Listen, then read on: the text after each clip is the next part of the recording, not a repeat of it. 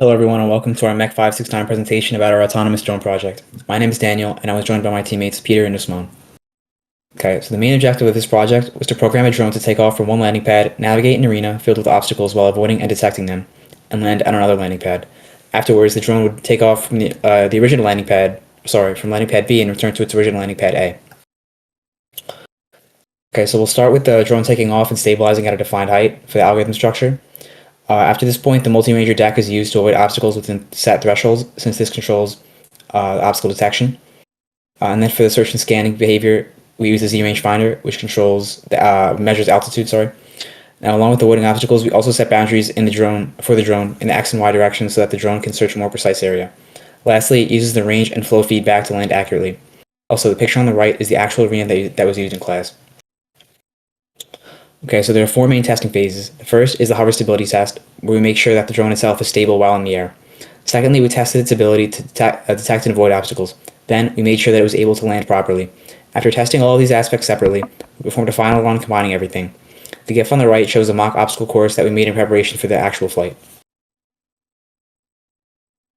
Now, going more in details of the code, we utilize Crazyflie's high-level and low-level commander functions to control our drone. Mainly, we're using the low-level option as it gives us control over the pitch, roll, yaw, and altitude of our drone, allowing us to precisely move it throughout space. While the high-level option is used at the beginning, as it's a good way to start the takeoff of the drone and for smooth and controlled takeoff, basically. With that being said, we start the takeoff function using this command, and in order to stabilize the drone, we first get it off the pad, stop all momentum, and then we set it to a target height of about 1.5 feet, which is a consistent altitude we are going to be using for our obstacle avoidance loop. Now, getting into the obstacle avoidance function, uh, the function continuously reads data in all directions from the multi-ranger deck and uses a series of if statements to account for obstacles.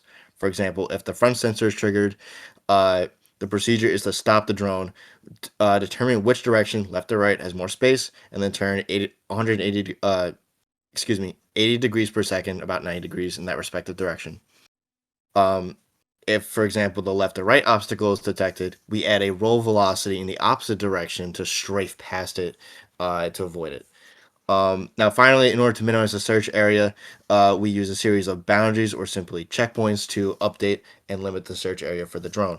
The logic works by monitoring the current X and Y position of the drone and then updating the initial position every time it exceeds a certain distance, such as 2 meters, 3 meters, 4 meters, etc. If the drone tries to move past the boundary, the drone will move back at a certain velocity and then turn either 110 degrees or 180 degrees back in the opposite direction in order to avoid it. Now, the obstacle avoidance loop will break if the target height is exceeded by a certain threshold and is over the pad for a certain duration of time, about 0.2 seconds.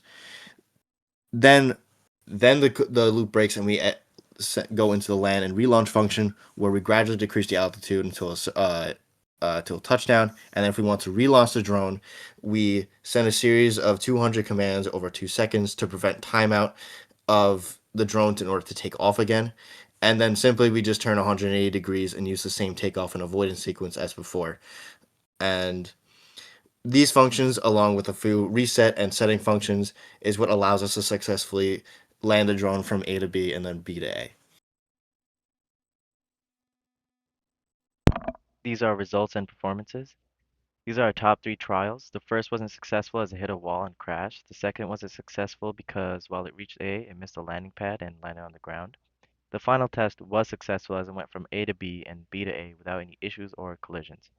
A common issue throughout the test was low battery as it caused the sensors to perform incorrectly. This is our flight demonstration at 1.25 speed. So the drone starts off, it goes forward, sees the ground, stabilizes to 1.5, sees the object in front and makes a left. Right now it's heading towards our Y boundary and it goes back. It also hits our 1 meter boundary and has to go back again. Now it goes through the obstacles, but it is strafing left and right whenever it sees something. And it's going to landing pad B in line. Once it reaches B, it takes about a second to land. Once it lands, it starts up immediately and makes a 180. It's going back to the original path it took this time, and it's heading towards the obstacle on the left. It detects it and makes a left into another object and makes a right. Over here, it's going towards the Y boundary again, and it detects it, goes back, makes a left into the 3 obstacles. It's going towards the obstacle, stops, and makes a right. Now it's heading towards the end of the arena boundary or the end boundary. Once it reaches there, it stops, goes back, makes a left, and then now it hits the last boundary that we have after the obstacles. Hits that again, goes around. This time it's still not at a great angle to hit the landing pad, so it hits the end boundary, makes a left, goes towards the wall, makes a left again, this time going to the last boundary, which goes back and then makes a left, and hitting the end boundary, where it goes back and makes a left again